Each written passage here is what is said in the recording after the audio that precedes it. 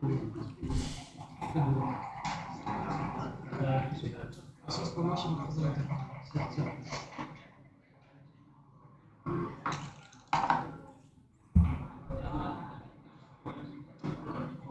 Shooter, sortir, ça se regarde. C'est logique.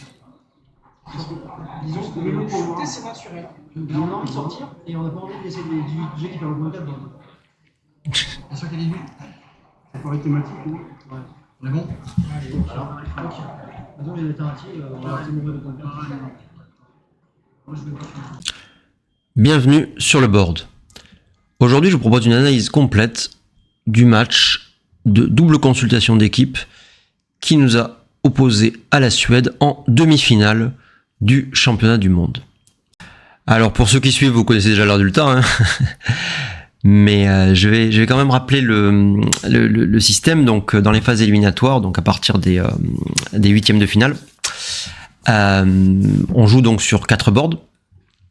Et sur 4 boards, évidemment, si une des deux équipes gagne 3-1, 4-0, que sais-je, eh bien, elle passe à la phase suivante et l'autre est éliminée.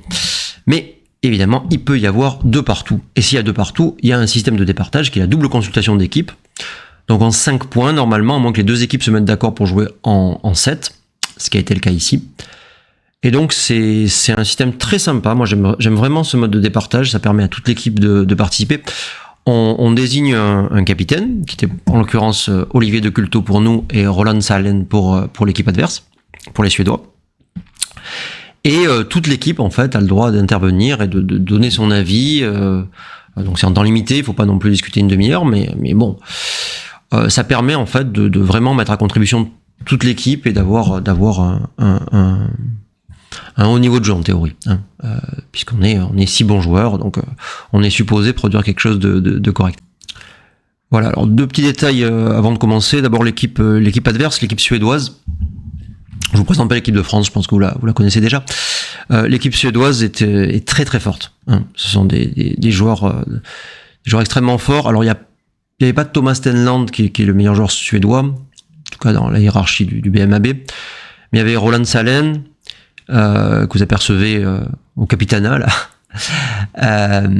Jürgen Grandstedt, 3 fois champion du monde, que je vous ai déjà présenté sur ma chaîne. Vous apercevez Johan Beinel, Bunel, je crois qu'on dit, Johan Bunel derrière. C'est une équipe de très très haut niveau, hein, donc c'est des, voilà, je pense que les 2 équipes étaient de force assez comparables. Puisque l'équipe de France est forte, hein. Il ne faut pas du tout imaginer que l'équipe de France c'est une équipe de Charlot, comme certains pourraient penser. On a une très très bonne équipe maintenant. Et en plus d'être forts, les Suédois sont des adversaires très sympathiques, très corrects sur le board, des gens très agréables à jouer. Personnellement, je m'entends bien avec plusieurs d'entre eux. Voilà, donc c'était une belle demi-finale avant même de commencer. Et en plus, sans vous divulgacher la suite, sans vous spoiler, comme on dit, le match a été de très bonne tenue en termes de niveau de jeu. Dernier détail avant de commencer, au départ je voulais commenter directement sur la vidéo du match, je trouvais ça sympa, mais ça pose 1 ou 2 problèmes techniques, en particulier, bon, est-ce que vous pouvez deviner ce qu'est ce petit dé là que la lumière nous cache? Je pense qu'il faut bien froncer les sourcils pour essayer de comprendre ce que c'est. Et du coup, on va commenter sur le fichier d'Extreme Gammon, comme on le fait d'habitude, le match que j'ai transcrit moi-même. Alors, sans plus attendre, voici la partie numéro 1. Alors donc, je rappelle, c'est un match en 7 points, joué en consultation d'équipe, et l'enjeu est absolument colossal, puisque nous jouons pour une qualification en finale du championnat du monde. Alors, l'équipe de France, je nous ai mis en bas avec les blancs, enfin les jaunes, ouvre par 5 et 4 et le joue de la manière la plus classique qui soit. Hop là. 5 et 2 de nos adversaires, pareil. 2 et As. Alors 2 et As, on attaque. Hein. C'est assez classique, on fait diversion. C'est-à-dire que si tire 3 et 1, 4 et 2, 6 As, je ne sais quoi, ils pourront pas faire de porte. Il y a des 6 qui jouent pas très bien. Si tu as un 6 de la barre, 2, 6, je sais pas quoi, bien, ça jouera pas très bien. On se décharge, on a 5 pions sur la même case, c'est jamais génial, c'est très bien d'enlever le 5e pion et d'essayer de le rendre utile. Voilà. Nos adversaires répondent par 5 et 3. 5 et 3, alors il y a plusieurs coups. Le 3 est assez évident. On doit frapper. Le 5 est sujet à discussion. Nos adversaires ont décidé de faire la double frappe, ce qui est une petite erreur, une petite imprécision. En faisant ça, ils essayent de réduire le nombre de jets qui va ancrer au point 20 pour nous. Là, on ancre qu'avec les 5. Alors que s'ils jouent l'alternative, on ancre avec des 5, mais aussi avec des combinaisons à base de 4, comme 2-4, As-4, ou encore 2 et 3 par exemple. Mais bon, stratégiquement, c'est un peu compromettant. Les As deviennent très bons pour nous. Et c'est un peu compromettant, même si on frappe pas, de mettre un pion en point As. Donc bon, c'est une légère erreur de leur part, rien de bien grave. Bon. On tire 5 et 2, c'est forcé. 6 et 5, ils font le saut de l'ange. Bon. C'est... Une fois qu'on a fait la concession de mettre un pion en point, c'est quand même bien de le couvrir, parce que dans toutes les batailles de frappe, chaque fois qu'il y a des échanges de frappe, ou qu'on réfléchit à mettre un pion en prise ou à frapper un pion, ça sera bien d'avoir couvert malgré tout, donc c'est bon. Encore une fois, c'est pas très grave, mais une petite imprécision de leur part, et il lui fallu simplement couvrir le pion et sortir le deuxième au point 16. Bon. Rien de bien grave. Jusque là, ça reste des très petites erreurs. 5-2, alors 5-2, ça se discutait, hein, pareil. On peut envisager de sortir, mais sortir, on est en retard à la course, on a 27 points de retard. Enfin, 20 après le G. Donc on préfère garder du contrôle que courir, a priori. Si on veut pas sortir, qu'est-ce qui se passe? Eh bien, on va pas entasser nos pions sur le point 8, par exemple. Mettre un 5e pion sur le point 8 de cette manière, ça paraît pas très beau. Donc on déduit qu'il faut frapper avec le 5. Hein, qui est un G plus intéressant. Quand on a déjà 3 pions à l'arrière et un gros retard à la course, c'est pas du tout grave de se faire frapper, d'autant plus ils ont un blot qui traîne au point 24. Et voilà, donc on frappe avec le 5. Et une fois qu'on frappe avec le 5, on réfléchit au meilleur 2. Alors, on va pas jouer 8-6 qui s'empile au point 6. On va pas jouer 23-21 qui perd du contrôle, qui court, comme je l'ai dit auparavant, donc un peu par élimination. On descend au point 11. Voilà. 6-2, classique mauvais 6 de la barre. Alors par élimination, pareil, il n'y a pas 36 coups. Hein. Nos adversaires jouent au point 7, ce qui est très bien joué. Double As de notre part. Alors, il y en a 2 qui vont au point 5, qui sont très clairs. Les premiers qu'on doit jouer. Ensuite, une fois qu'on a joué au point 5, là, ce qui frappe, c'est quand même pas mal. Ça empêche une fois de plus qu'il y ait les combinaisons, comme 4 et 3, 3 et 2, je ne sais quoi. Nos adversaires fassent une porte dans leur board.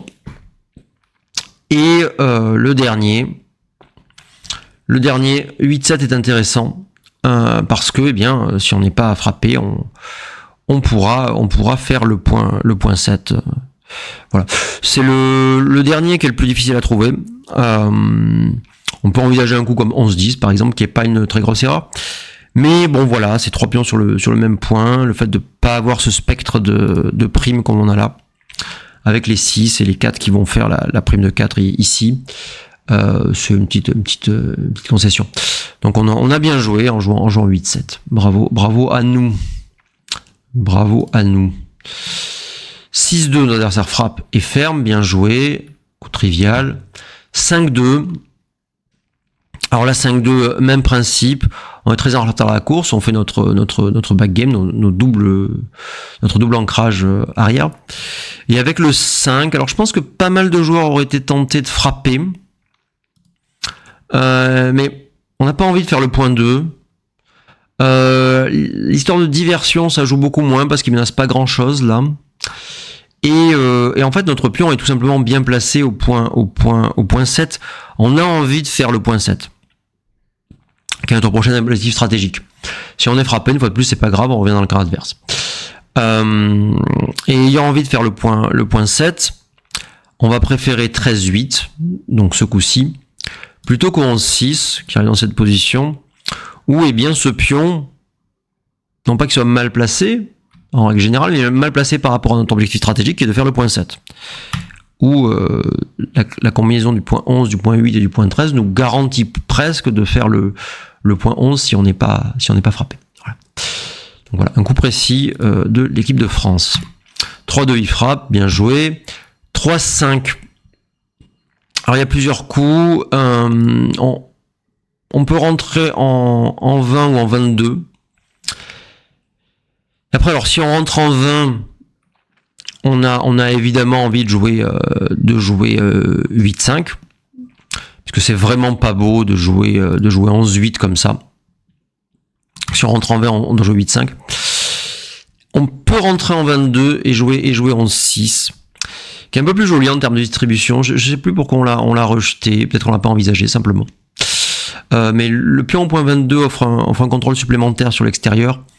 Et mettre un pion en point 6, c'est très bon pour la construction. Donc c'était légèrement meilleur que ce qu'on a joué. Donc première petite erreur de notre part. Bon, 5 As, assez trivial. Il planque le pion du point 18 et après par élimination, il n'y a qu'un As. Et pareil, là c'est assez utile, il menace de faire le point 7. Donc bien joué.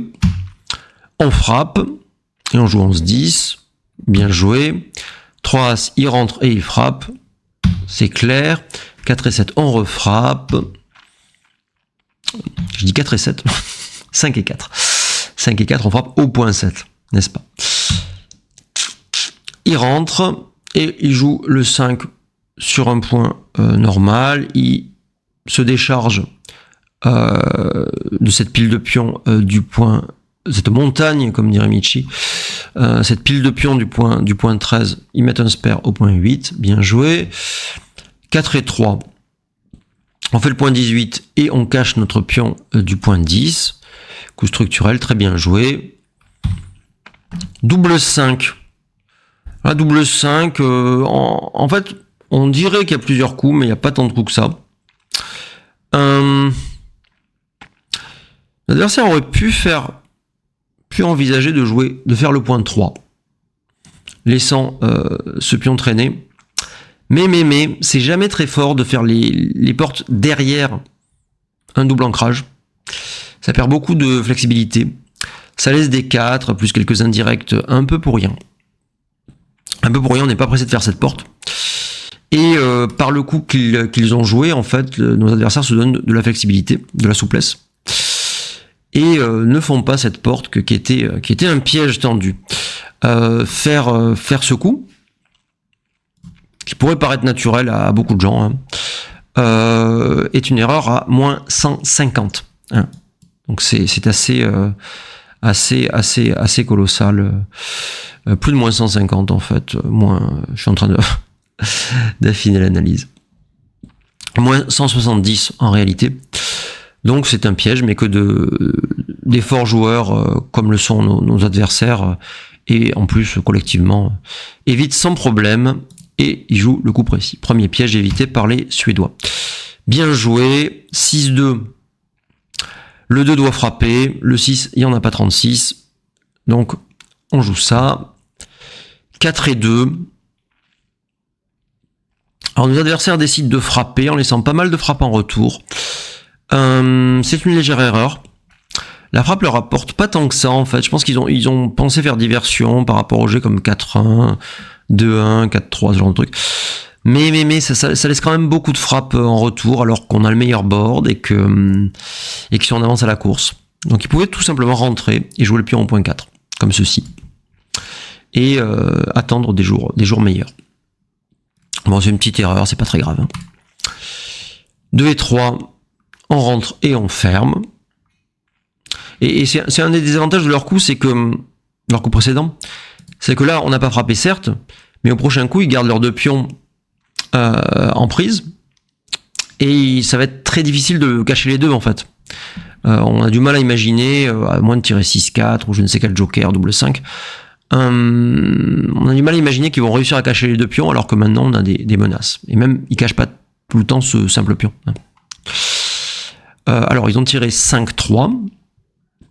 Ils ont caché donc le pion qui était le plus en danger et sorti l'autre, bien joué. Ils courent, on avance à la course. 2 et As, on rate la frappe. On se diversifie, très bien. 4 et 2, ils font la porte, bien joué. Ils n'ont pas les moyens de cacher ce pion. Et ils ont 2 piles sur les 8 et 6. C'est très bien de faire une porte intérieure. Donc, très bien joué. Et puis, il n'y a pas trop d'autres coups en réalité. Double 5. Alors la double 5, c'est un coup vraiment difficile. Il y a beaucoup de possibilités. On peut partir du point 20 par exemple et venir au 10 en gardant le 18. On peut, comme on l'a joué, partir du 18 et garder le 20. On peut partir à moitié du 20, garder le 18 et le 15, mais partir du point 13.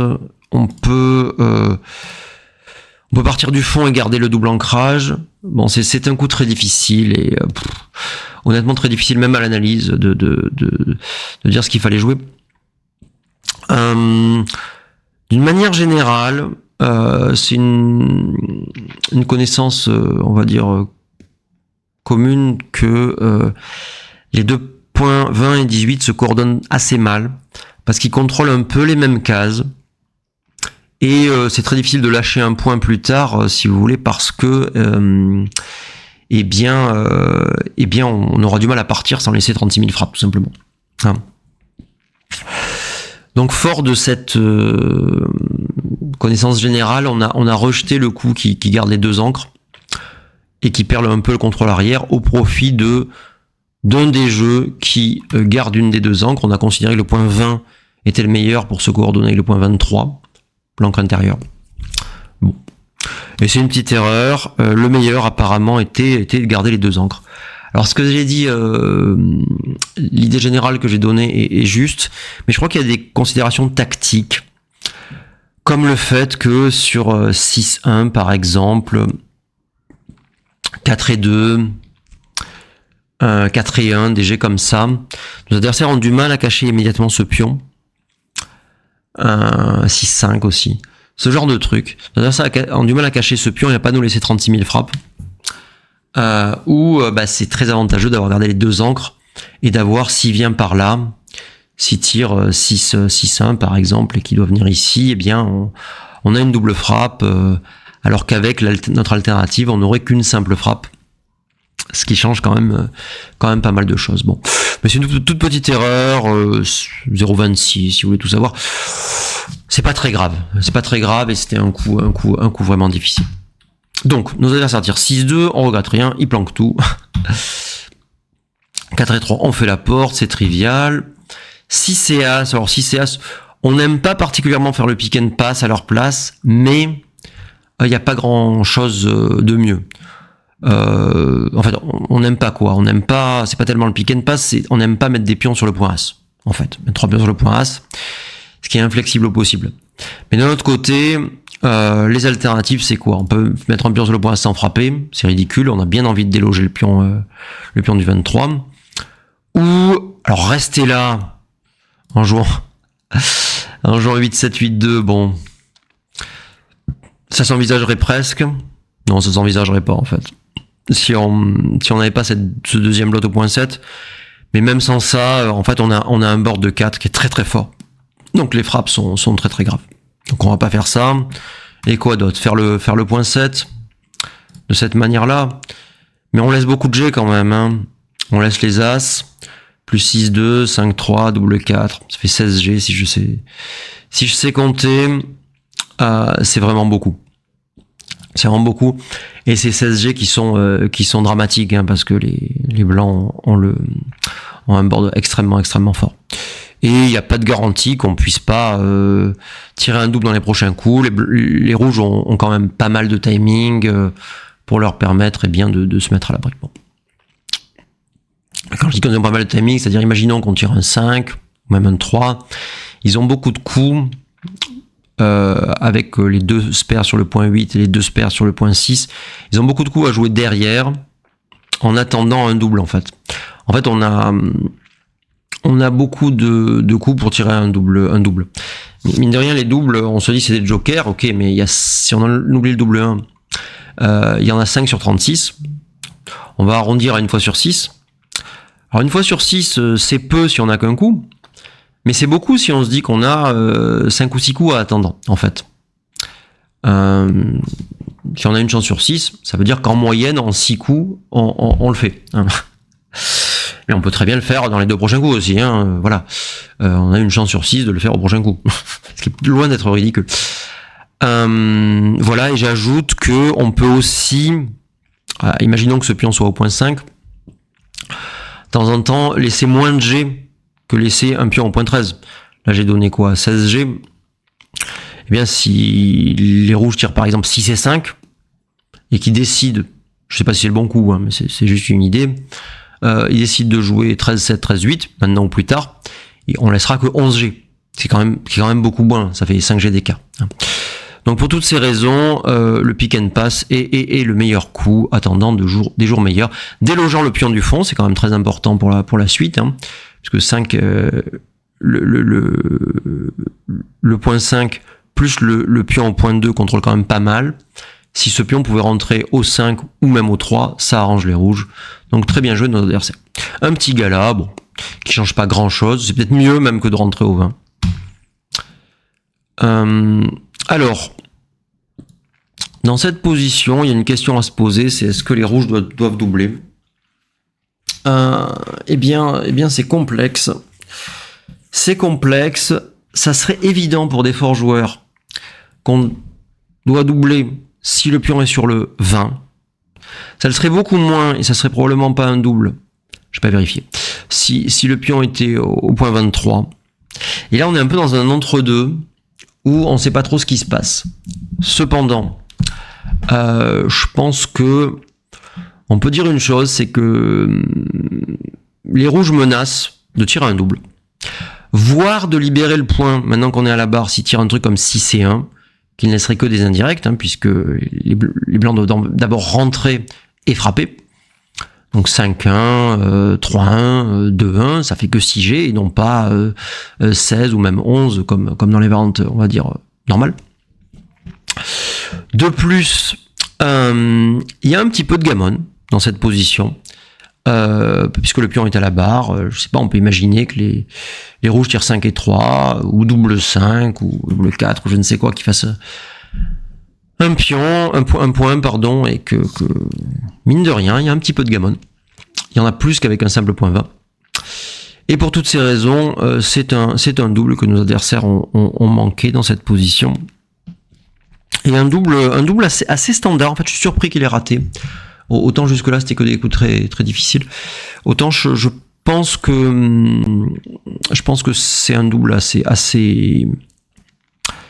normal, assez trouvable quand on connaît les positions de référence, les évaluations classiques dans ce genre de position. Donc, erreur de nos adversaires. Et alors, première grosse erreur.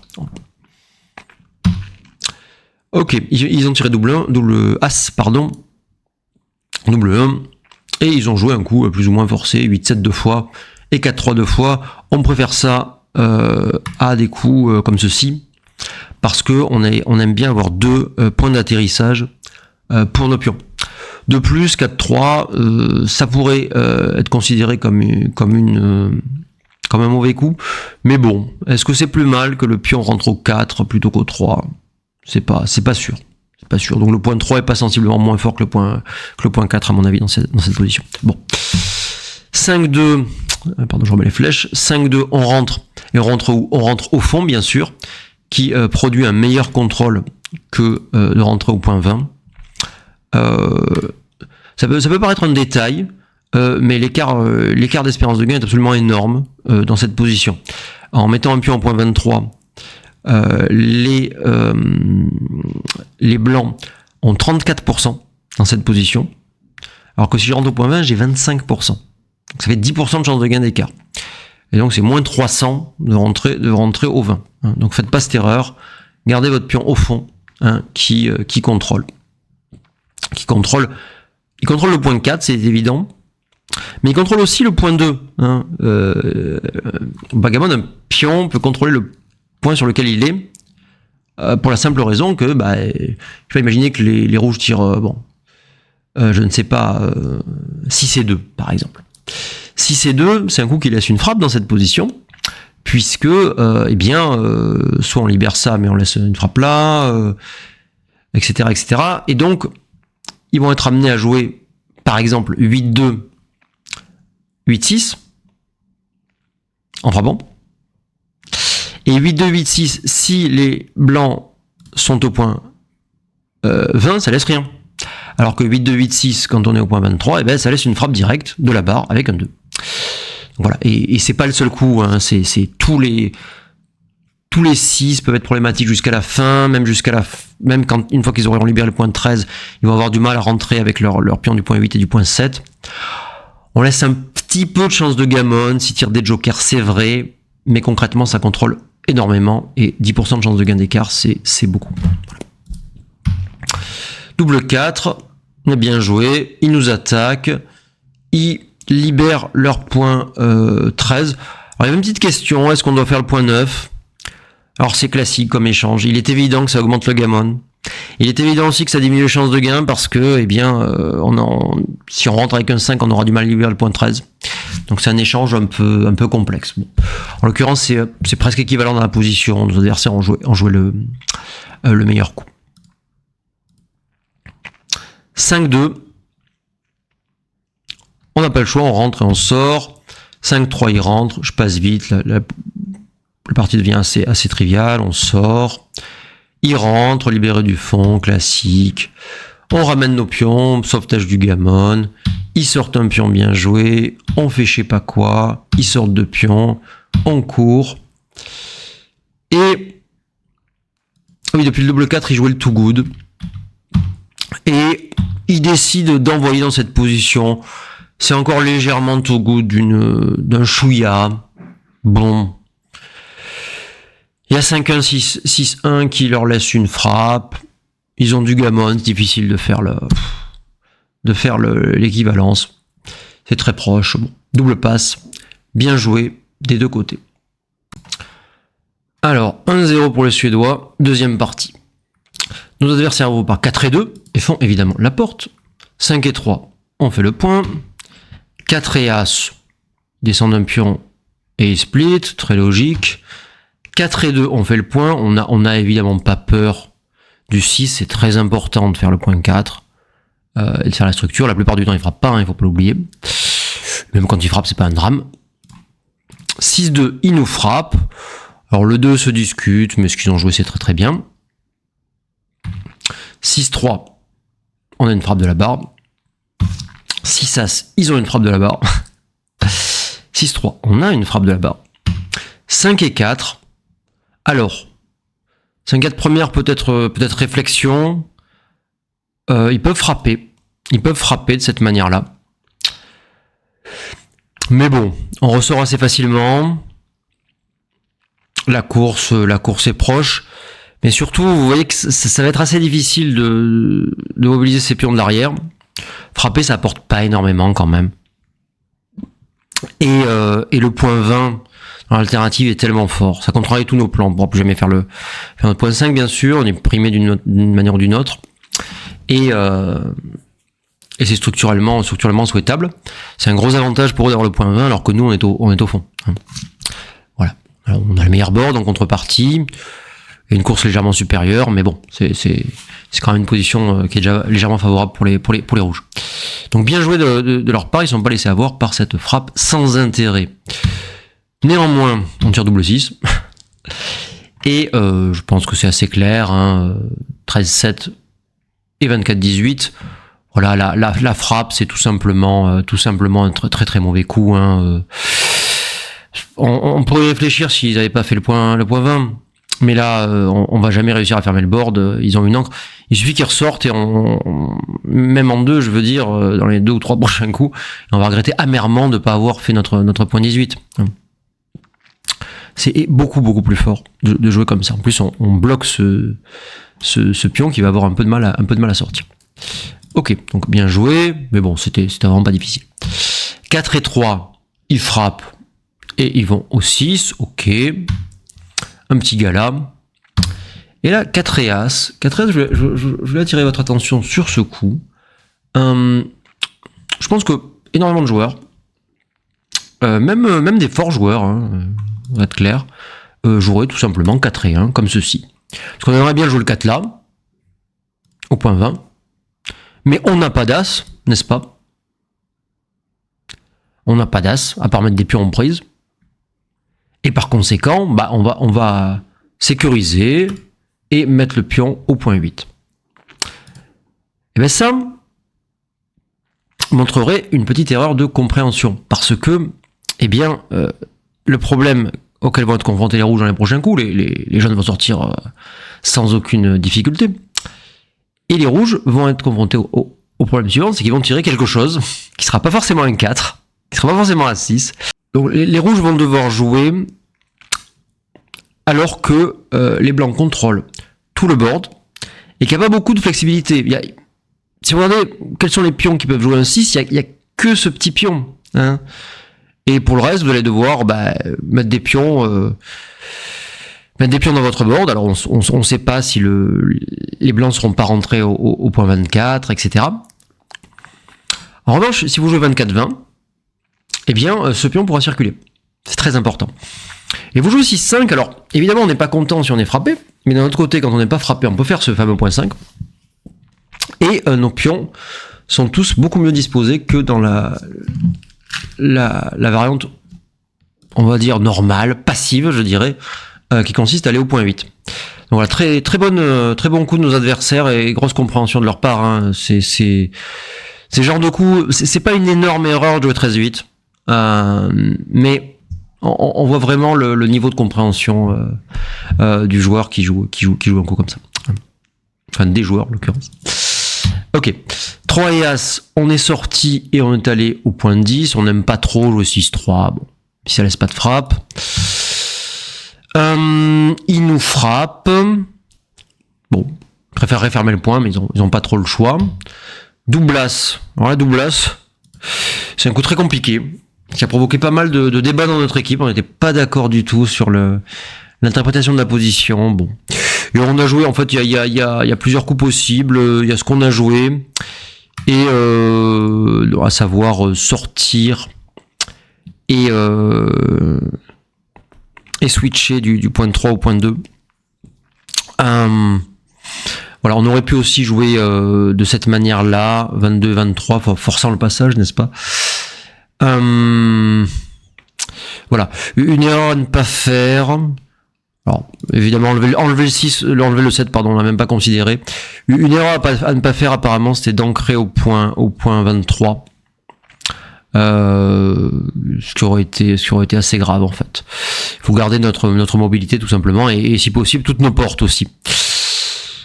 Donc on a choisi ce coup qui est raisonnable, même si on n'aime pas passer du 3 au 2. On s'expose un peu moins qu'en allant 22. Même si s'exposer en allant 22, c'est pas si grave. Bon. Ok. Double 5 de nos adversaires. Double 5, ça fait le tour du board, on doit le connaître par cœur. Ça va fermer le point 5. Et avec le dernier, il se sécurise, il joue 9-4. Assez simple. 3 et 2. Nous décidons d'attaquer, un peu par manque d'alternative. Hein. Donc la frappe. Et une fois qu'on a fait la frappe, avec le 2, on se pose la question du 3. Et aller au point 2, ça donne une position complètement ridicule, hein, où on fera jamais notre point 5, donc on l'élimine. Ça, voilà, c'est pas des coups de bagamon, ça. C'est des coups de bagamon quand la position est désespérée, que votre adversaire a fait un board de 6 ou quelque chose comme ça. Au contraire, que vous êtes déjà complètement gagnant, mais dans une position où il y a un peu du fight, où on peut faire quelque chose, mais on n'est pas sûr de faire quelque chose, et il faut mieux laisser le pion là où il doit être, c'est-à-dire sur le point 5. Et donc le 3, un peu par élimination, on l'a mis au point 4. Ok, nos adversaires double, ce qui est une décision tout à fait bonne, hein. Et il nous pose une question. Alors pourquoi c'est une décision bonne? Parce que évidemment leur position est supérieure. Ils ont 20 points d'avance à la course, le meilleur board, des frappes, des chances de gammon, tout ce que vous voulez. La position est volatile, hein. C'est-à-dire que on peut très bien arriver dans une position au prochain coup. Il suffit qu'il fasse un 5 en gros pour qu'on arrive dans une position où on sera pas très content. Hein, avec quelques jokers, hein, déjà des doubles frappes, 5-4, 5-2, 5-6, que sais-je. Double 5, tout ça. Ou 5 suivi de gala. Encore une fois, il faut penser en termes de séquence et pas seulement en termes de G. 5 suivi d'une mauvaise rentrée. Je sais pas trop, 3 et 6 par exemple. Un truc comme ça. Bon. Et là, je dois vous avouer que notre évaluation a été quelque peu superficielle. On s'est regardé, on a dit, il est absolument impossible qu'on passe, puisque si il ne frappe pas, on n'est pas si mal. Bon. Et il faut reconnaître que c'est un peu optimiste. Puisque s'il ne nous frappe pas, eh ben, on n'est pas du tout sûr de faire le point 5. Déjà, s'il ne nous frappe pas, s'il ne nous frappe pas au 5, ils peuvent quand même nous frapper ailleurs. Avec As2, 3-4, que sais-je. Et on a intérêt à rentrer correctement. De plus, notre position à long terme est vraiment pas terrible. Hein. On a nos 20 points de retard à la course et du gammon contre nous. Voilà. Je pense qu'on a nettement sous-estimé les chances de gammon adverse, qui sont de 31% dans cette position. C'est beaucoup. Et donc en fait c'était un pass assez important en réalité. Et on n'a pas du tout considéré que c'était une option raisonnable de passer. Voilà. Donc c'est notre plus grosse erreur du match. On a pris cette position, mais ça nous a porté chance. Double as de nos adversaires qui se décident, j'allais dire évidemment pour la double frappe. C'est le genre de double frappe qu'on peut pas passer à côté parce que, ok, l'as est pas un drame. Et si on n'est pas refrappé, la récompense en termes de gammon est très importante. Hein. Donc, en termes de risque par rapport au gain, c'est un risque très faible par rapport à un gain absolument colossal. Hein. Donc vous voyez les chances de gammon, hein, ils vont fermer le point As assez fréquemment. Il y a ce troisième pion qui peut être chopé. C'est vraiment très dangereux. Hein. Tout autre cours était évidemment une très grosse erreur. 2 et As, on est chanceux, on ressort. Double 5, ils sont eux-mêmes assez chanceux pour le coup. Ils nous font double 5. Donc double 5, il y a un petit débat. Parce que ils peuvent frapper, fermer le point As. Et je ne sais pas, ramener un pion par ici par exemple. De cette manière. Ou ils peuvent frapper, fermer le point 3 et donc frapper le deuxième pion. Il faut quand même frapper 2 pions. Voilà, ils se sont orientés vers cette deuxième option, donc comme ceci, plutôt que la première qui donnait ça. C'est vrai que visuellement c'est pas terrible, on se dit si les types font le 2, eh bien ça va pas, blablabla. Mais bon, la plupart du temps les types c'est nous, les Français ne font pas le 2, et c'est quand même beaucoup plus fort d'avoir fait une porte au point As. Et de pas laisser la frappe en fait. En fait, le problème de laisser la frappe, c'est qu'on a 2 bons jets en fait, au lieu de. On peut en créer le 2, ce qui nous sécurise quand même pas mal, ou on peut faire un As. Et cette frappe nous donne l'espoir, la possibilité d'ancrer soit au 2, soit à l'As dans les prochains coups avec le troisième pion. Et donc de sortir nos deux pions, et de faire une encre en fait. Voilà. Le problème, c'est que les blancs font plus souvent une encre dans les prochains coups. Donc erreur de nos adversaires. Mais erreur difficile, hein. C'est pas du tout un coup évident. Gala, double 3, un petit wash, important de pas rater ce genre de coup, et ils amènent des constructeurs, c'est peu ou prou forcé comme coup. Hein. Gala, double 3, ils amènent un constructeur, bon il y a plein d'options, mais ça c'est très bien. On rentre au 5, ils sont en train de nous tuer, on fait gala, ils sont en train de nous tuer, ferme l'as, on ancre par miracle. Alors attendez une seconde. C'est pas mieux de faire le pick and pass? C'est pas mieux de faire le pick and pass? Non. Ils ont bien joué, c'était grave de laisser la frappe. On n'est pas forcé de faire le 5. Si on le fait, c'est loin d'être fini. Ils ont encore énormément de chances de gammon, notre troisième pion à rentrer, etc. Voilà. On fait le 5. Après qu'on a fait le 5,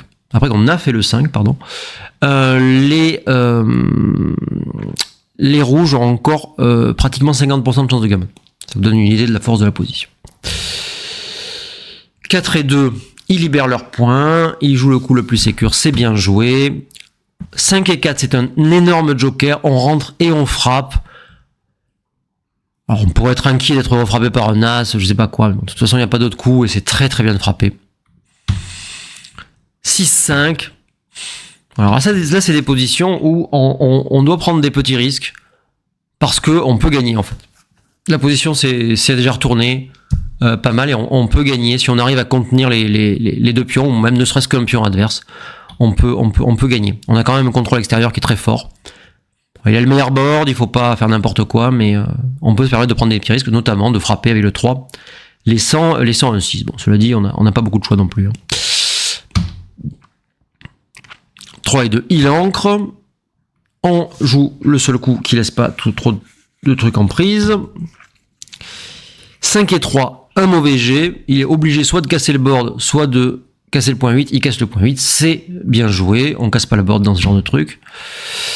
Double 3, un joker, encore une fois, on frappe et on ferme le 3. La position s'est bien retournée. Alors là, on a réfléchi à doubler.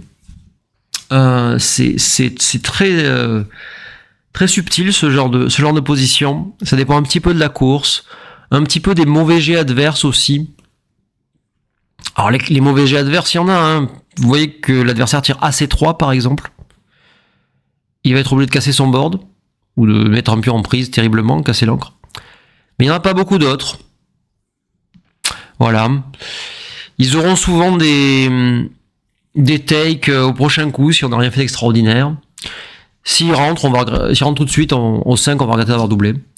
Donc on a décidé que c'était pas un double, que c'était trop limite, un redouble. Hein. Et on a eu raison. Donc c'est bien joué de notre part de ne pas avoir envoyé dans cette position. On tire double 3, qui est évidemment le joker. On fait le 7. Alors, je sais que beaucoup de joueurs préféreraient peut-être faire le 11 de cette manière-là, par exemple, en se disant que c'est plus important parce que c'est à 6 du point 5, je sais pas quoi. Mais ça serait une très très grave erreur. Pour une raison simple, c'est que nos adversaires peuvent rentrer en as. Et s'ils rentrent en as, avoir fait le point 7, ça sera vraiment extraordinaire. Vraiment, vraiment. En plus, c'est aussi un point relais pour descendre nos pions. Mais imaginez qu'il retire AC6, par exemple, forçant l'As et le 6 ici, ou l'As d'abord, et dans les prochains coups, quelque chose avec un gros jet, avec un 5, avec un 6, je sais pas quoi. Eh bien, on est vraiment content d'avoir bloqué ce pion au fond. Hein. Donc très important de faire le 7. Gala, et là, on redouble. Cette fois, on a pris une option. Il y a beaucoup plus de mauvais jets chez l'adversaire. La course s'est nivelée. On est maintenant avec seulement 6 points de retard. Si on compte que le trait vaut à peu près 4, ça fait une course pratiquement égale. Et bon, les types en face, ils peuvent faire gala. Ils ont un board qui est dévalorisé, qui va s'écraser. Ils vont nous laisser des frappes. Et par conséquent, on a une position très très forte. Je mentionnerai aussi le score. On est mené 1-0 pour un revido à 4, ça compte. Ne serait-ce que parce que ça va être très difficile pour eux de renvoyer à 8. Alors que le renvoi à 8 vaudra 2 points pour eux et 3 points pour nous. Hein. Voilà. Pour toutes ces raisons, on a doublé et ils ont correctement décidé de passer. Bravo, la décision de double est assez simple, je trouve, maintenant, mais la décision de passe n'est pas évidente. Nous, on avait une difficulté au coup d'avant. Est-ce qu'il fallait doubler? On a bien joué. Et eux, ils ont très bien joué ce coup-ci de pas prendre. Alors, on pourrait se poser une question par rapport à cette séquence, se dire, mais c'est bizarre qu'on n'ait pas eu de double ici. Et que le coup d'après, on ait un pass, c'est un pass assez important en plus. Comment ça se fait? Ça se fait tout simplement que la séquence est très forte. On a tiré un très bon jet. Et ils ont tiré un très mauvais gala. Donc ils avaient qu'une chance sur 2 de faire gala, même un peu moins. Ça fait partie de nos meilleurs jets. Je sais pas si c'est le top 15 ou 20%, j'en sais rien, mais c'est un très bon jet. Vous multipliez la probabilité de l'un par la probabilité de l'autre, ça vous donnez une faible quelque chose d'assez faible. Et on a donc traversé la fenêtre. On n'a pas réussi à faire un double take, comme on aime bien le faire. On est passé de no double à double passe. Mais c'est pas grave. On encaisse le point, on a joué correctement, et c'est juste les dés qui ont décidé que c'était comme ça. Il faut pas du tout imaginer que parce qu'on avait une séquence qui donnait double passe, c'était forcément un take le coup d'avant. Passons, un double le coup d'avant, pardon. Passons à la partie suivante. Alors, partie numéro 3, les Français mènent 2-1 en 7, donc je rappelle, et tirent 6 et 5 d'entrée, ils font le saut de l'ange, c'est trivial, double 6, coup naturel, on fait les 2 forts points, 6-4, on court. Alors certains pourraient s'étonner qu'on court en étant en retard à la course, mais il n'y a pas de meilleur plan et on est en retard que de 3 points après le jet. Quand on n'a plus qu'un pion arriéré, c'est très important de l'échapper. Deux pions, ça se coordonne un peu, ça fait des portes, je sais pas quoi. Là, on échappe le dernier pion. On le fait avant que la prime soit forte. Et voilà. On rentre dans une espèce de course avec 3 points de retard, mais ils n'ont pas libéré ce point, le point 18. Et bon, c'est la meilleure option qu'on avait. Bien joué. Double 5. Alors là, on n'est pas content, mais d'entrer dans une espèce de course et il rentre dans une course avec 17 points d'avance. Avec, pas 17. Je faisais 20-3, c'est même plus 3. 23 points d'avance. Donc on n'est pas content, mais c'est la vie. 5 et As, on joue un peu ce qu'on peut. Et là, eh bien, nos adversaires envoient. Certains se diraient, la partie vient juste de commencer. Ben, c'est pas grave. La question n'est pas là. On a 17 points de retard. Sur une course de 123, à un score, bon. Il faut passer un peu plus que d'habitude, mais ça joue pas là, honnêtement. Moins 5, moins 6. On passe. Et puis c'est tout. Il faut pas inventer des trucs. On a juste une mauvaise position. Bon, la partie précédente a été jouée à la perfection par les deux joueurs. Par les deux équipes. Bon. 4 et 2. Partie numéro 4. Moins 5, moins 5. 4 et 2. On fait le point. Il descendait, il split. Bien joué. 6 et As. Alors là, il y a un coup thématique à connaître. On peut faire le point 7 parce que ça casse le 8 là. Et en fait, un peu par élimination, c'est un thème récurrent quand on a cassé ce point en fait. Enfin, quand on a utilisé le dernier sperme pour faire un point comme le point 4. Et quand on a cette double frappe, bon, le 6 As est là, fait la double frappe. Bon. Vous pouvez en fait par élimination le trouver parce que tous les autres coups sont mauvais. Le deuxième coup étant 13-6, qui n'a pas d'intérêt transcendant. Gala de nos adversaires, c'est magnifique. Et là, on se pose la question, est-ce qu'il faut doubler? C'est le début de la partie, certes, mais ils ont 2 hommes à la barre. On a un début de blitz qui est assez prometteur. On est à moins 5, moins 5. Alors, moins 5, moins 5, supposément, on doit prendre un peu plus que d'habitude s'il n'y a pas trop de gammon. Mais par contre, le gammon, 4 points nous amène à Crawford à moins 1. Donc, le gammon est plus cher que dans la plupart des scores, qu'un score normal. Et par conséquent, c'est intéressant de doubler des positions comme ça, gammoniche, comme on dit. Hein, position où il y a un taux de gammon assez fort. Donc, on a décidé d'envoyer. Ce qui pourrait paraître prématuré à certains, et ça ne l'est pas. C'est un très bon double. C'est un take absolument trivial pour nos adversaires. Hein. Il n'y a aucune chance de faire passer ça à un joueur ayant un tout petit peu d'expérience. Mais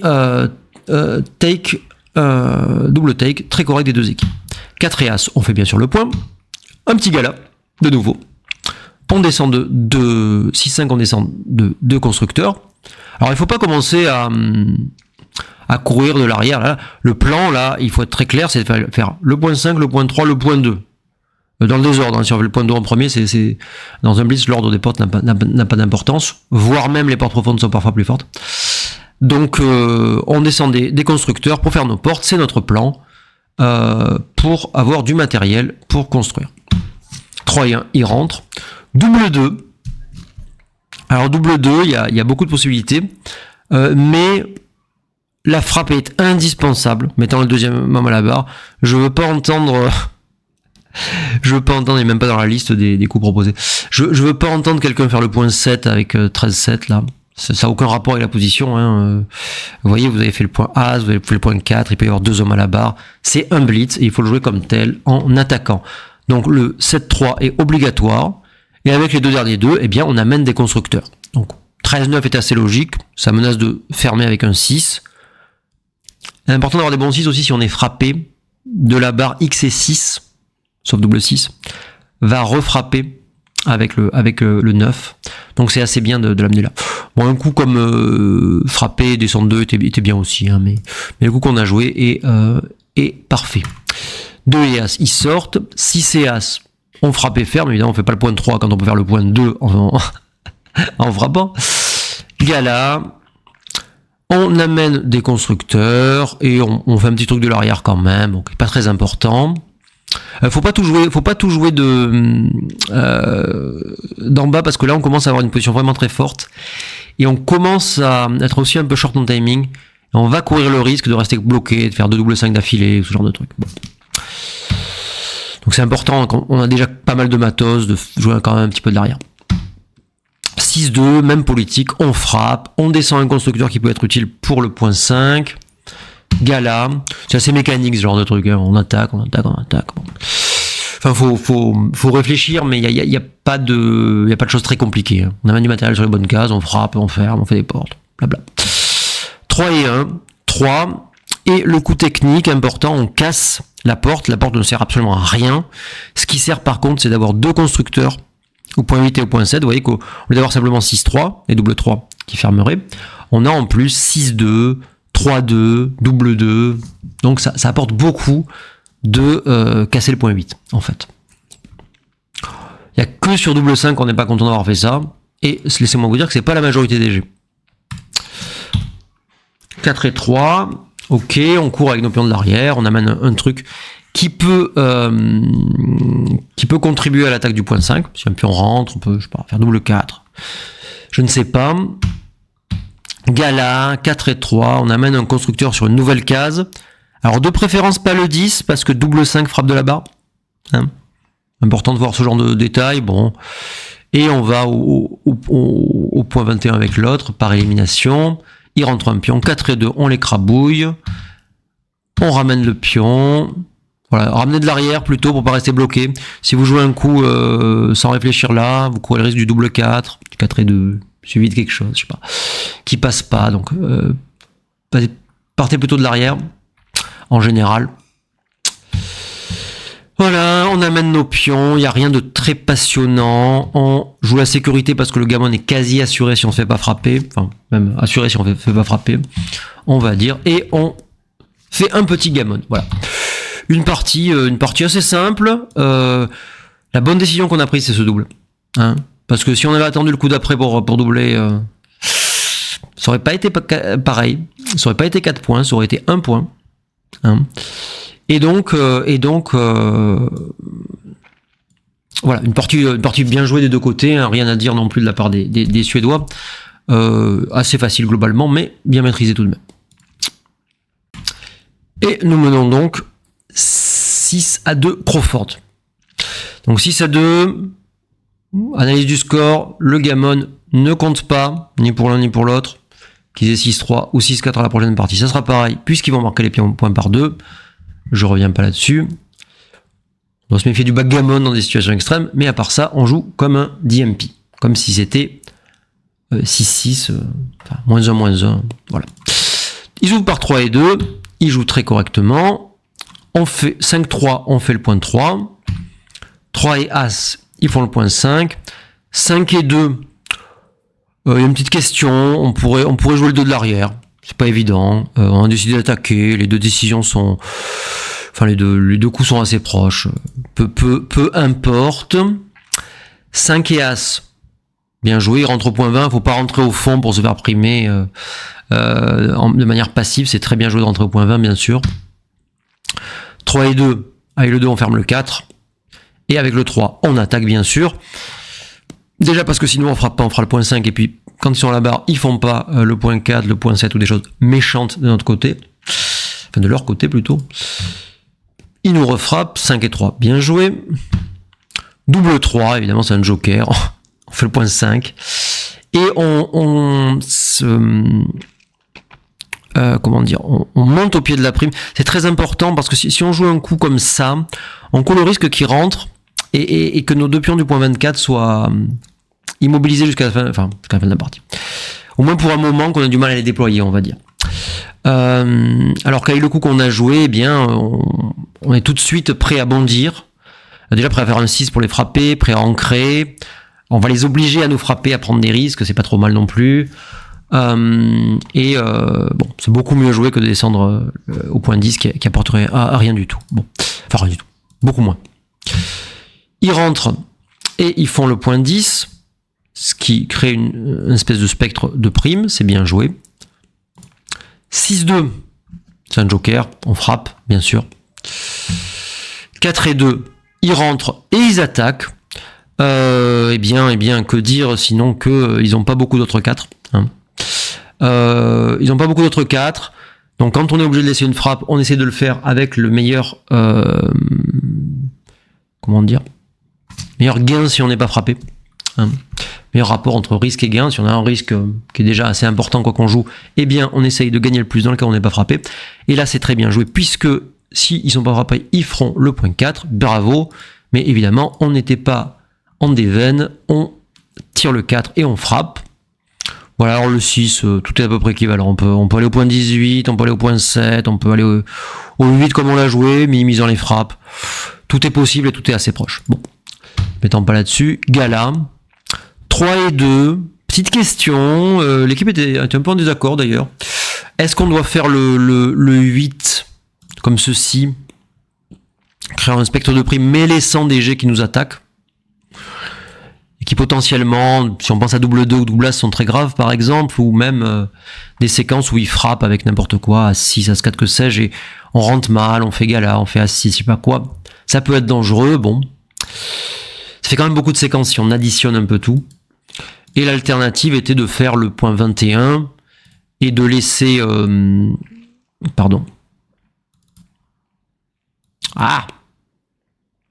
Et de laisser, disais-je,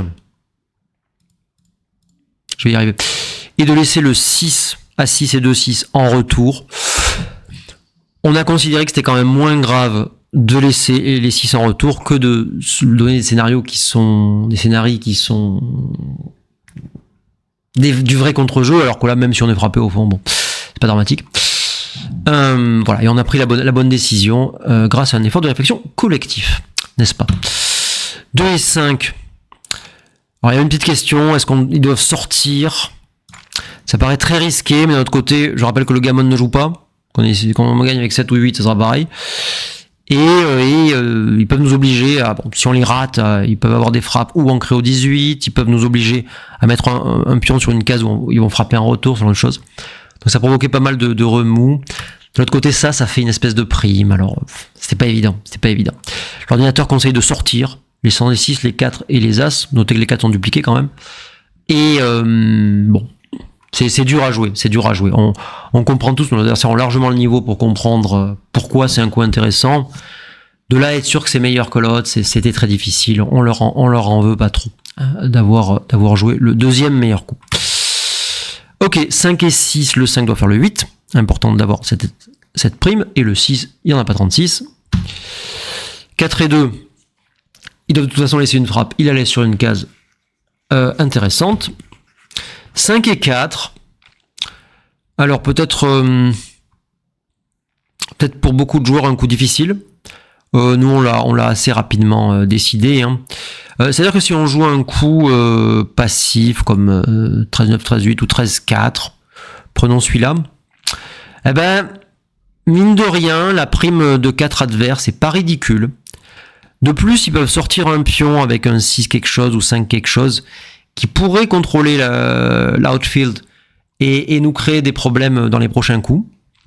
Il n'est pas du tout évident de passer la prime de 4. Hein. Je rappelle qu'une fois sur deux, on tire un 5 ou un 3, et bon, une fois sur deux, bah, il est tout à fait possible qu'en 2-3 coups, ça se produise pas. Hein. Et quand ça se produit pas, quand on tire un double 6, que sais-je, un double 4, bah, on peut commencer à s'écraser, à casser notre point 8, etc. etc. Voilà. On peut aussi partir de manière moins élégante que là, en laissant beaucoup d'attaques, des combinaisons qui vont laisser nos adversaires faire le point 4. Voilà. Bref, On a donc décidé de sortir. Et une fois que vous avez vu que vous devez sortir, le 4 est évident. Parce qu'il y a beaucoup moins de G qui vont nous embêter en faisant l'As que de G. Il y a tous les G sauf les 5, hein, en gros, si je dis pas de bêtises, qui vont faire le point 4. Hein. Tous les G sauf les 5, et même si tire double 5, on n'est pas particulièrement ravi. Hein. Donc ça en fait beaucoup. Ça en fait beaucoup. Donc, très bon coup de notre part, sortir et la frappe tempo. Je rappelle que la plupart du temps, il ne refrappe pas au point As. Hein. Et même s'il refrappe, une fois de plus, c'est pas un drame. Ils ont un board de 2, on rentre comme dans du beurre. Hop là, il rentre au 2, et avec le 6, il joue très bien, évidemment, il joue pas ce coup passif qui abandonnerait toute chance de gain. Ils se battent, ils jouent l'attaque, laissant plein de frappes, mais c'est pas grave, c'est comme ça qu'il faut jouer. Et ils sont, pour l'instant en tout cas, récompensés. Gala. 4 et 3, ils font la prime, c'est magnifique, le point 7 et le point 4. Mais, un dernier jeu un petit peu chanceux, bon, on était de toute façon très favoris hein, pour gagner, mais 3 et 5 ruinent vraiment leurs espoirs. On frappe. Gala. 6-2. Alors 6-2, on a pris une mauvaise décision, dernière erreur de la partie. On est venu là, avec l'idée de fermer le point As, mais c'est... Ouais. Il faut qu'ils fassent Gala, et pas un 2, hein, parce que s'ils font un 2, ça sert à rien de fermer le point As. Il faut qu'ils fassent Gala, il faut qu'on tire un truc qui ferme le point 4, et... Comment dire ? En fait, la seule séquence où c'est intéressant, c'est ils font Gala, on fait pas un super truc, et ils font l'As, et ensuite ils gagnent la partie. Bon. Et en fait, ceux qui ont vu ma vidéo sur le point 23 le savent, faire le point As quand votre adversaire a le point 2, le point 23, c'est une mauvaise idée. Ça met des pions au mauvais endroit. Donc là, le plan de jeu, c'était plutôt de s'étaler à l'extérieur, avec l'idée comme ça, à la limite, peu importe, mais avec l'idée de faire le 7, viser le point 7 et non pas le point As. Bon. Donc, erreur de notre part. Bon. Erreur technique assez importante quand même. 3-2, il rentre et il mettent un checker où ça va faire une porte le prochain coup. 4-2, on joue le coup le plus sécure. On laisse rien. 6-1, ils font ce qu'ils peuvent. 6-4, on amène le pion. 4 et 3, bien joué. 6 et 5, alors, le coup d'avant, on a joué un peu vite.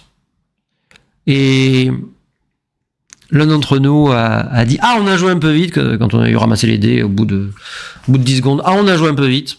Il y a 6-5 le prochain coup. » Finement observé, cher ami. Voici un 6-5. Voilà. Et en fait, les positions sont jamais simples. Faut jamais croire qu'il y a des coups évidents. C'est jamais vrai. Voilà. Il fallait jouer comme ceci, qu'il laisse 5-2 et 5-6 tout de suite, mais tout de suite quand il y a deux pions qui traînent là-haut. Et non pas une frappe direct dans cette position quand le board est fermé. Bon, il n'était pas forcé de fermer le board, évidemment, mais faire une des deux portes, déjà, c'était assez probable. Et c'est assez évident que c'est beaucoup plus grave dans cette circonstance que laisser 4G au coup d'avant. 11G quand on monte fermé. On laisse de sérieuses chances de gain aux adversaires pour rien, par nonchalance. C'est pas bien. Et là, on nous frappe. Gala. Là, on commence à se voir perdre le match à cause de cette erreur. On avait compris tout de suite que c'était une erreur. Gala. Mais bon, on a quand même une très bonne position. Faut pas rigoler. Il s'écrase. On rentre. On frappe. On ferme. 6-5. Encore le 6-5. Bon, cette fois, on pouvait pas l'éviter. Hein. Si on voulait frapper fermé, on pouvait pas l'éviter. Et bon. Ils ont plus de board, on est moins inquiet, mais on laisse quand même une double frappe directe. Hein. Enfin, directe. Oui, double frappe directe. Mais face à pas de board. Donc c'est un board dévalorisé. 3-2, il nous rate. Et là, l'heure est à l'exaltation. On enlève le maximum de pions du point 6. On garde une structure très solide. Notez que le double 6, on n'a pas joué par exemple ce coup-ci, qui aurait donné un mauvais double 6. Bon.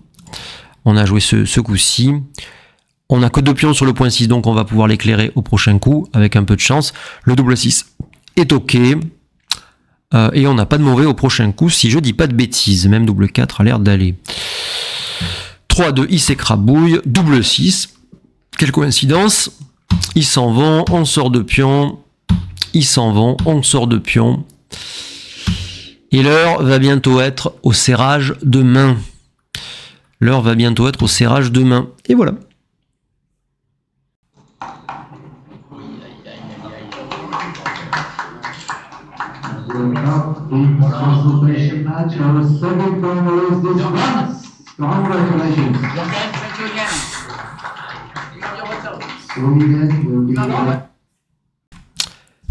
Et voilà, nous sommes qualifiés pour la finale.